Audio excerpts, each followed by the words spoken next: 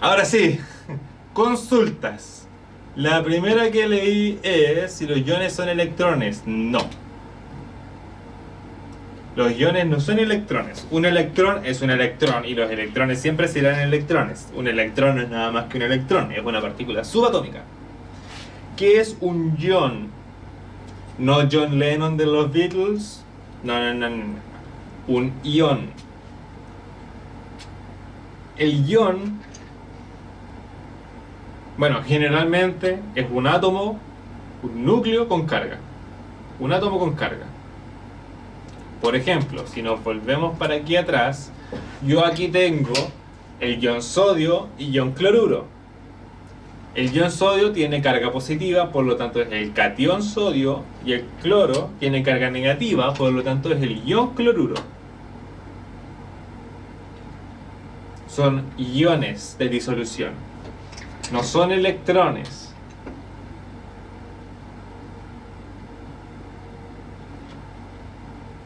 Doña Bárbara Largos, profesor, ¿eso fue todo? Sí, eso fue toda la clase del día de hoy. Fue una clase cortita, lo dije al principio. Tenemos toda una media hora para hacer consultas.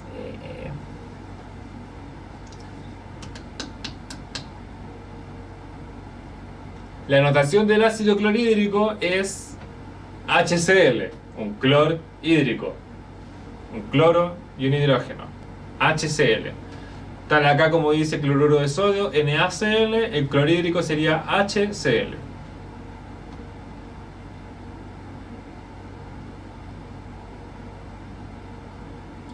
Un repaso entonces, ya, vamos a hacer un repaso, vamos a partir del principio.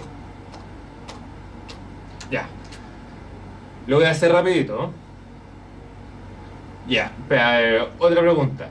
¿Cómo sé cuándo es un ácido fuerte o un ácido débil? Eso es teoría ácido-base y lo vamos a ver más adelante.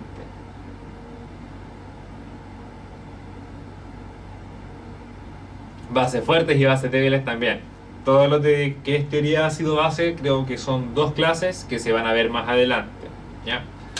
Resumen entonces. Disoluciones. Primero, la disolución es una mezcla de dos o más componentes que está homogénea, todo en una sola fase, ya sea esa fase sólida, gaseosa o líquida. Sólida, gaseosa o líquida. Es una sola fase, bien definida, sin puntos medios. No, todo una sola fase, una mezcla perfecta, una mezcla homogénea. Como cuando ustedes hacen el jugo y se ve todo y ustedes no dicen, aquí tengo una partícula de jugo. No, eso es una disolución de jugo. Perfecto. Hay disoluciones según tres tipos. Hay tres tipos de disoluciones. Disoluciones según su estado físico, según su concentración, según su conductividad eléctrica. Según el estado físico tenemos distintas disoluciones. Pueden haber sólido en sólido, líquido en sólido, gas en sólido, gas en líquido, líquido en gas, sólido en gas, gas en gas. Si son 3 por 2 son 6. Sólido en sólido, sólido en líquido, sólido en gas, líquido en gas, líquido en líquido, gas en gas. Sí, son 6. Sólido en sólido es cuando tanto el soluto como el solvente están en estado sólido. Todos los solutos están en estado sólido. Por ejemplo, una aleación. Una aleación es una mezcla de dos metales o más metales y están todos los metales en estado sólido, en estado metálico. Por ejemplo, el acero, que tiene, dependiendo de qué tipo de acero, por ejemplo, acero inoxidable, tiene hierro, tiene carbono, tiene níquel, creo que era, o zinc. Hay metales que tienen cadmio. Líquido en sólido es cuando una sustancia líquida se disuelve en un sólido, como por ejemplo una amalgama, cuando mercurio se disuelve en otro metal. Hay uno que es muy genial. Hay una mezcla de metales que era muy genial.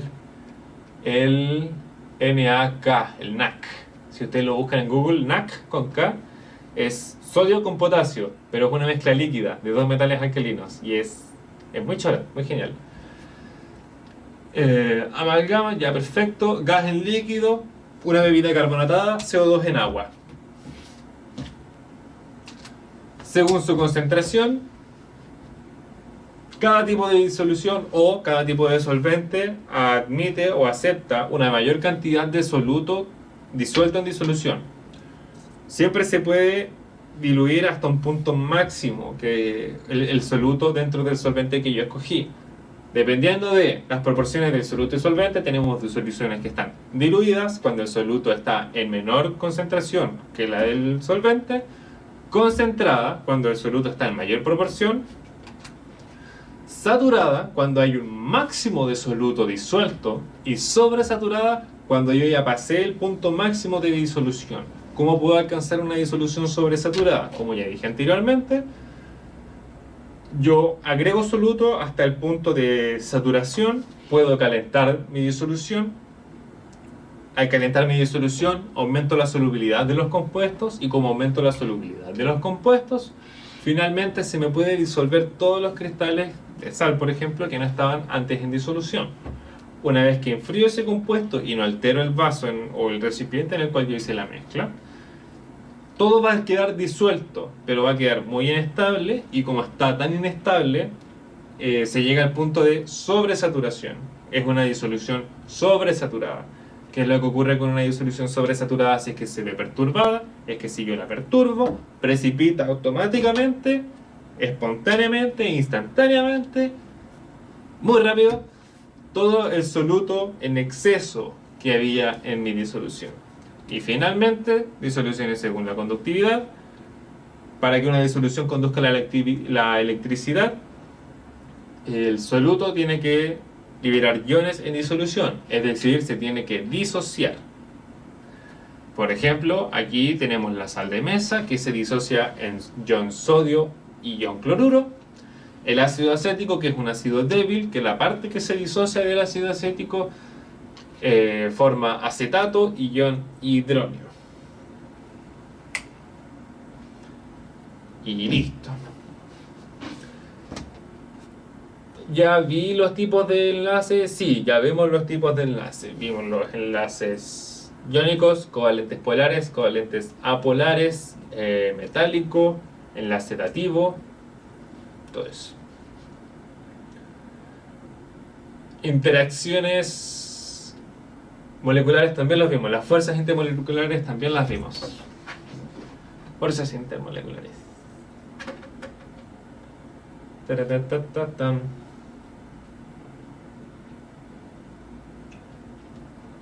Muy buena pregunta. Diferencia entre soluto y solvente. Es una muy buena pregunta. La diferencia entre soluto y solvente. Para ejemplificarlo, el soluto es lo que yo disuelvo en el solvente. Por ejemplo, nuevamente, sal o azúcar en agua. Yo quiero disolver mi azúcar en agua, por lo tanto mi solvente va a ser el agua, mi soluto va a ser el azúcar o la sal, y el conjunto me produce una disolución, que también se le llama solución. Entonces, disolución, solución es lo mismo, soluto, solvente, distinto.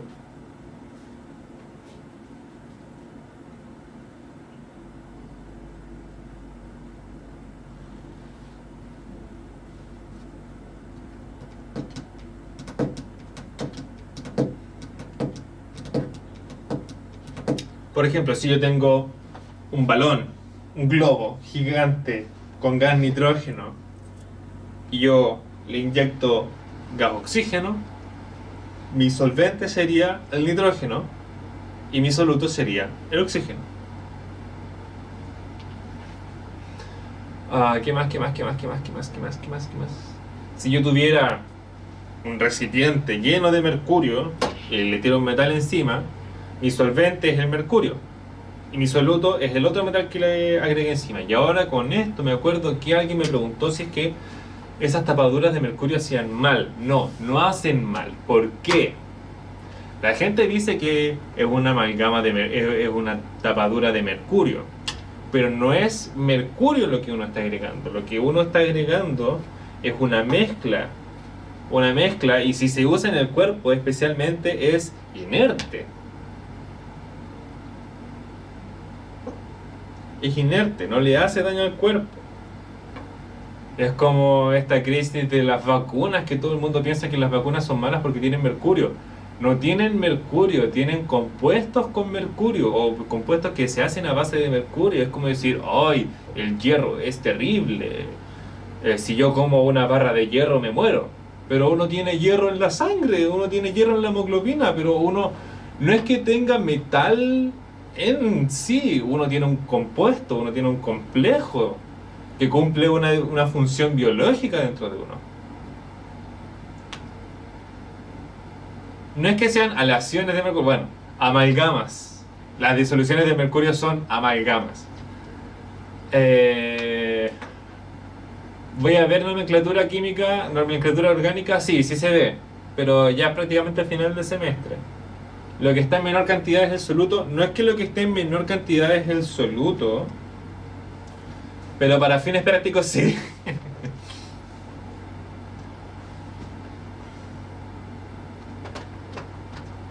Es que depende del punto de referencia que uno quiera. Yo puedo tener un balde lleno de sal y agregarle 3 gotas de agua, y ahí mi solvente sería la sal y mis 3 gotas de agua serían mi soluto.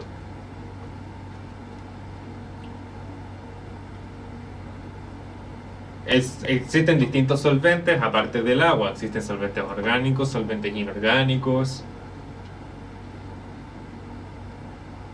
Está el metanol, que también es un solvente.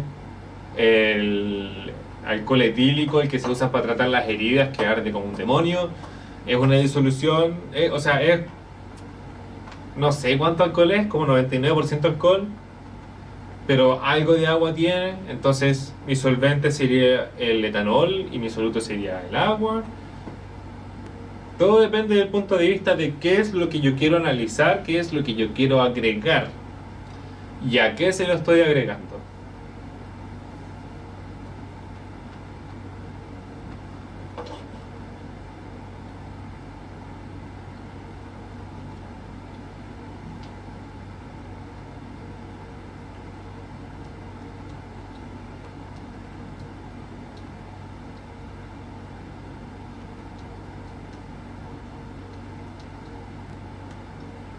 Primo Victoria, to get so fair, to so heaven.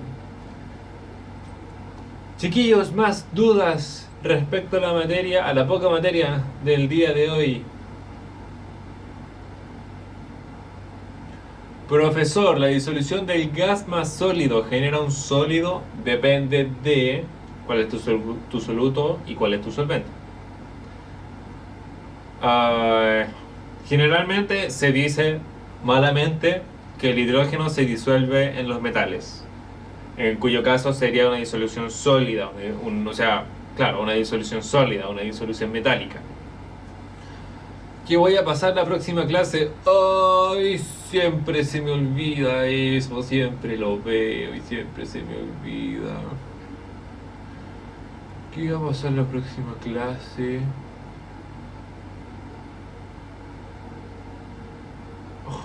Qué terrible.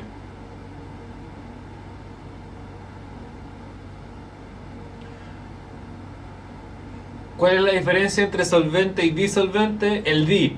Ah, no, ninguna. Es la misma cosa con distinto nombre. Es como wolframio y tungsteno. El solvente y el disolvente es lo que tú disuelves. Ahora, ¿por qué se le dice? El nombre correcto es solvente. Pero como tú creas una disolución, la gente le empezó a poner disolvente. Pero si yo tengo mi compuesto puro, es un solvente, no es un disolvente. ¿Por qué es un disolvente? Porque no está en disolución, no tengo una disolución ahí. Yo tengo solamente mi solvente.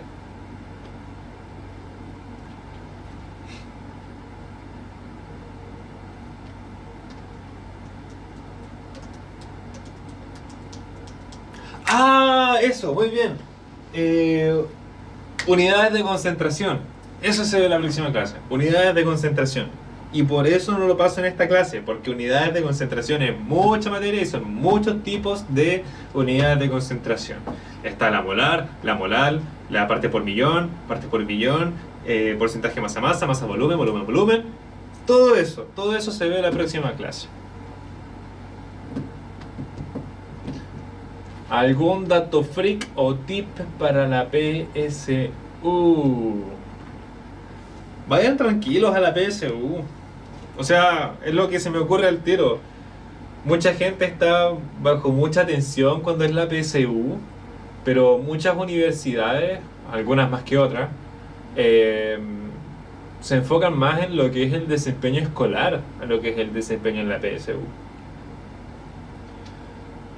Yo estudio mi carrera en la universidad y estoy bastante orgulloso de mi universidad y de mis logros por mis notas en enseñanza media. No me acuerdo qué porcentaje eran las notas en enseñanza media, pero yo gracias a las notas de enseñanza media estoy estudiando en mi universidad.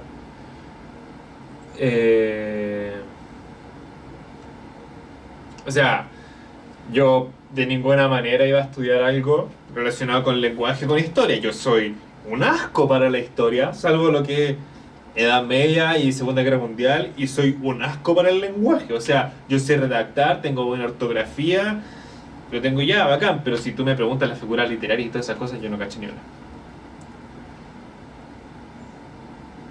Profe, tiene preguntas de HPC. ¿Qué es HPC? ¿Qué es HPC? Esa es la pregunta que yo te hago. ¿Qué es HPC? Ya, chiquillos, entonces, si se farrearon la media, póngale Wendy, pónganle color ahora los que están en cuarto y en tercero medio para subir las notas de enseñanza media, para subir también el ranking. Acuérdense que el ranking y las notas de enseñanza media valen para la PSU. En algunas universidades será un 10%, en otras universidades es un 40%. No es un porcentaje menor cuando casi la mitad de tu postulación va en las notas de enseñanza media. Habilidades de pensamiento científico. Ya, perfecto.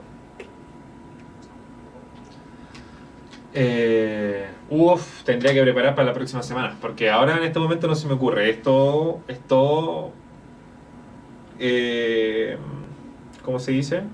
Tiene toda una estructura, las preguntas de habilidad del pensamiento científico. Está todo estructurado, cómo se parte, cómo se termina, el enfoque que tiene que tener, la habilidad del pensamiento y el desarrollo.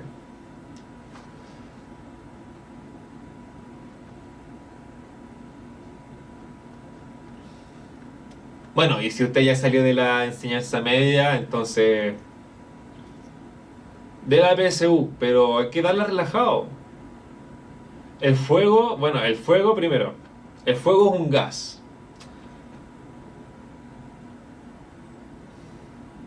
¿Por qué es un gas el fuego? Ustedes se van a preguntar, ya, pero si yo quemo benzina y la prendo, yo veo claramente que veo la benzina abajo, ya.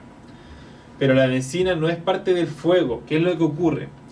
El fuego se produce por una oxidación muy rápida de un compuesto, en este caso benzina. Es una combustión completa, que lo vamos a ver más adelante. Una combustión completa me libera dióxido de carbono y agua. Mucho. Como aumenta su temperatura, las partículas del gas, o sea, la benzina se empieza a volatilizar. Se volatiliza, pasa a su fase gaseosa. Y una vez que está en su fase gaseosa, se calienta más y se prende fuego. Y se empieza a oxidar. Ahora, ¿por qué el fuego quema? Las oxidaciones, en este caso la oxidación espontánea, todas las oxidaciones espontáneas y por definición todas las reacciones químicas que son espontáneas, generalmente, bueno, ahí las embarré, conozco una sola, son exotérmicas que liberan calor y mientras más reacciona, mientras más se oxida, más calor libera. Entonces es el calor de la reacción lo que está quemando, no es que el fuego queme. Es el calor que desprende la oxidación de la benzina, la que uno siente. Es energía. Energía pura. A doña Bárbara, me despido entonces de usted. Que le vaya muy bien. Éxito.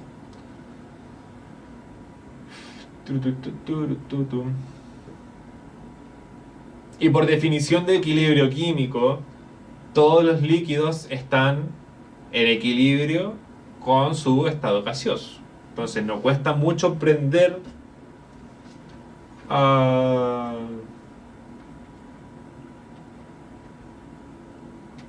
alcanzar el estado de ignición del compuesto. ¿Una disolución diluida e insaturada es lo mismo? No. Una disolución diluida es una disolución... Bueno, a ver. Una disolución diluida y concentrada. Ambas son insaturadas. Ambas son insaturadas. ¿Qué es lo que ocurre? En una disolución diluida, el soluto está en menor proporción, en una proporción ínfima o muy pequeña. En una saturada, ya tengo una cantidad, si bien no enorme, sí considerable de soluto en disolución. Nuevamente, una disolución saturada es que ya tiene el máximo de soluto disuelto, y sobresaturada es que tiene más de soluto. La pregunta del desafío es que la puedo explicar de nuevo, ya. Salvo el error del principio. ¿Cuál de los siguientes ácidos dice conduce de mejor manera la electricidad? Ya. Cuando veamos teoría ácido-base, que por eso es una pregunta desafío, vamos a ver que el ácido clorhídrico es un ácido fuerte. ¿Qué es un ácido fuerte? Es un ácido que en disolución se disocia completamente. Libera todos los iones en disolución.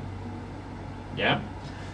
El ácido acético, ya lo vimos en el ejemplo anterior, que es un ácido débil. Ya les dije que era un ácido débil y que en parte se disocia. Por lo tanto, sí libera iones, pero no libera tantos. Y el ácido benzoico es un ácido orgánico, que es débil. Tiene una constante de acidez. Por práctica, se dice que todos los ácidos fuertes no tienen constante, o que tienen una constante infinita. No es que tengan una constante infinita, sino que es tan favorable al ácido disociarse, o como se dice, ceder el electrón, que lo hace de manera espontánea prácticamente. Por lo tanto, como el ácido clorhídrico es el único ácido fuerte de las tres opciones que tenemos acá, es el que conduce mejor la disolución. O sea, es el que conduce mejor la electricidad.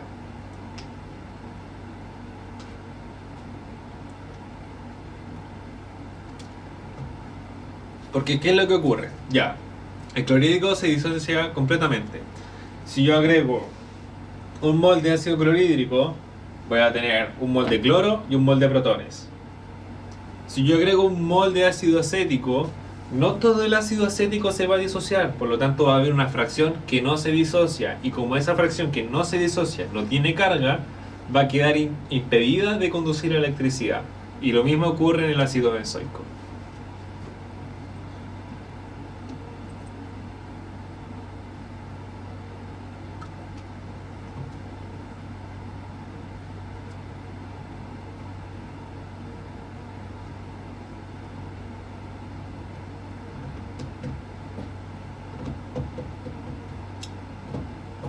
Chiquillos, más preguntas, por favor. Quedan todavía 13 minutos de clase aproximadamente. Y les recuerdo que a 6:15 de la tarde empieza la clase de biología. To the gates of hell.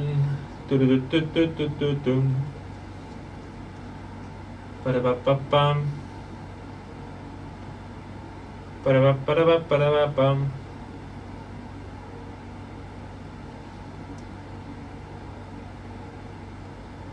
Entonces, profe, las disoluciones que no son conductoras de la electricidad ¿están compuestas por compuestos covalentes? Exactamente. El azúcar solamente tiene enlaces covalentes. Por lo tanto no se disocia completamente y como no se disocia en agua, no conduce a la electricidad. Ah, el aceite. Si bien el aceite no es una disolución, tampoco conduce a la electricidad, porque el aceite son puros enlaces apolares. Como son enlaces apolares, no van a querer interactuar entre sí. Y si interactúan son por las fuerzas débiles que ya vimos en la clase anterior, como las fuerzas de Van der Waals, la dispersión de London. Los enlaces covalentes hacen más lenta una reacción.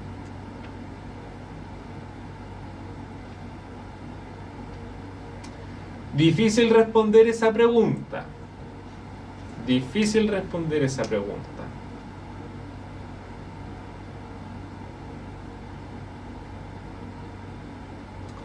Porque tiene más que ver con la cantidad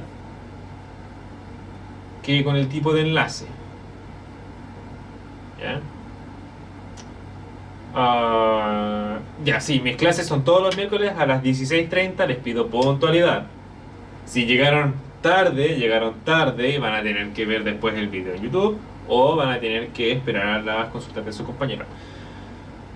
Por ejemplo, si yo quemo una hoja de papel, se va a quemar fácilmente. Se va a quemar rápido, porque es solamente una hoja. Entonces el calor y se quemó todo. Oh cielo, se quemó todo mi papel. Si yo quemo un fósforo, el fósforo también se quema rápido. No me demoro 2 años sin quemar un fósforo. Pero si yo intento quemar un leño, un pedazo de madera gigante, me va a costar mucho.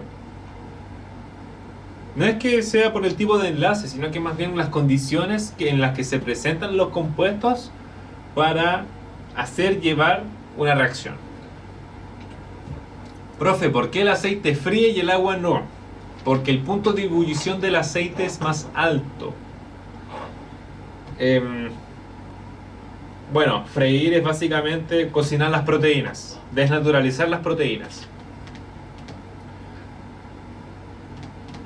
Las proteínas, si ustedes saben, las proteínas no tienen un punto de ebullición ni tienen un punto de fusión, tienen un punto de descomposición que se dice. ¿Por qué? Por algún efecto raro que tiene el carbono en las estructuras de la proteína. Ahora, el punto de desnaturalización de las proteínas es más, en la mayoría de los casos, es más alto que el del punto de ebullición del agua. Ahora, tú puedes cocer un huevo en agua sin ningún problema.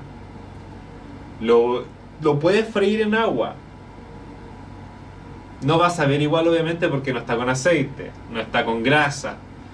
Pero técnicamente el huevo sí está frito. Ahora, puedes tú cocer un pedazo de carne en una olla, en agua. Depende del tipo de carne, del tipo de animal. Igual es complicado. Tú no puedes, o sea, hasta donde yo sé, tú no puedes acaramelizar azúcar en agua. Porque no alcanza el punto de descomposición del azúcar, el punto de ebullición del agua. Profe, ¿el aire, el alcohol y el bronce representan una solución? Sí. Sí, porque el alcohol, independiente de su presentación, siempre va a tener un porcentaje de agua o de otros gases compuestos. El aire es una mezcla de gases por definición y el bronce es cobre con estaño. Todas son una mezcla homogénea, por lo tanto son disoluciones. Profesor, la disolución de tipo binario, ¿cuál es? Disolución de tipo binario, eso es raro. No había escuchado eso yo con anterioridad. No lo sé. Y como no lo sé, lo vamos a averiguar.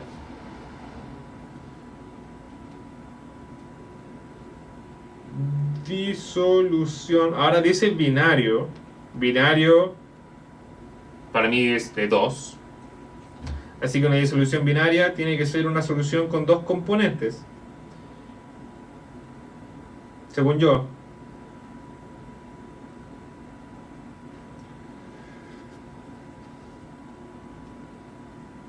Mira. Se dice que son soluciones binarias aquellas que están compuestas por un soluto y un disolvente, es decir, por solamente dos componentes. Si la solución posee tres componentes, se le conoce como terciaria. Y si tiene cuatro componentes o más, se conoce como multicomponente o compleja. Pues simplemente por tipearlo en Google. La página es apuntescientificos.org soluciones-IBQ. En la parte de soluciones ideales. Qué bonito.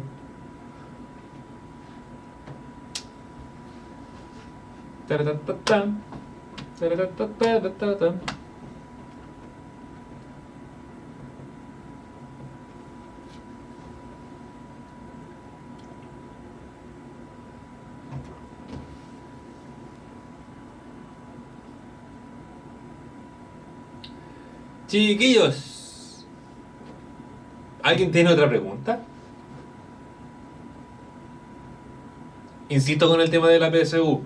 Estudien, hagan ejercicios, pero estén relajados, no se estresen por si no saben un ejercicio. Si ustedes están sentados ahí en la PSU y se dan cuenta que no pueden hacer un ejercicio, pasen al siguiente.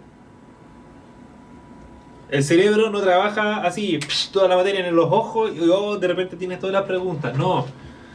El cerebro tiene que trabajar, el cerebro tiene que recordar. No es poca materia la que estudiaron, es mucha materia la que se estudia para la PSU. Y eso el cerebro lo tiene que trabajar, tiene que hacer retroceso, tiene que recordar la materia que estudió, tiene que comprender de nuevo la materia que estudió para poder dar una respuesta coherente y decente. Uno dice, pero esta se hace así, ya bacán, súper choro, bacán. Espectacular.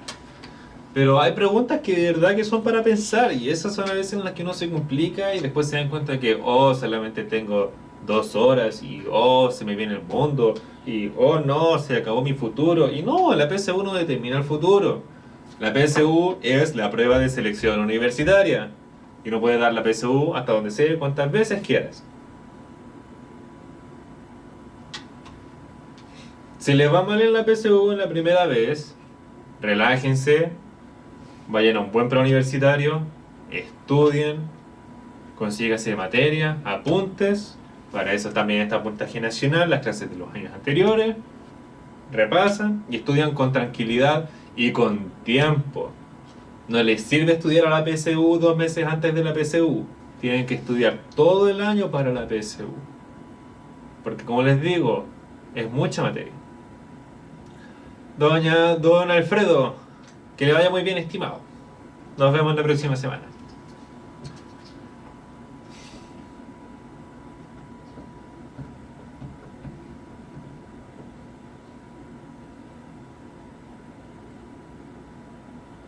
¿Alguna otra preguntita, muchachos? ¿Les quedó claro el tema de las disoluciones? ¿Cuándo es saturada, sobresaturada? ¿Qué es diluido y qué es concentrado? ¿Cuándo conduce la electricidad? Según estado de la disolución, ¿les quedó todo eso claro?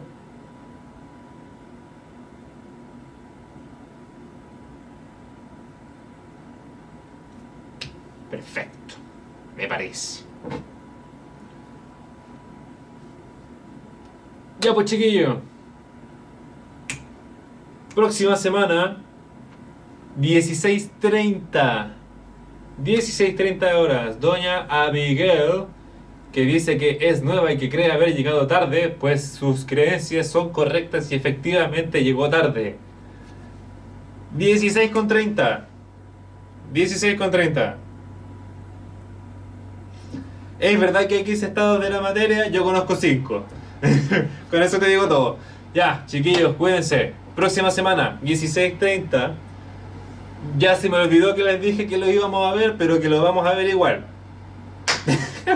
Cuídense, chiquillos, que les vaya muy bien, que tengan un buen término de semana, que tengan un buen fin de semana. Y eso pues. Éxito a todos. Chao, chao.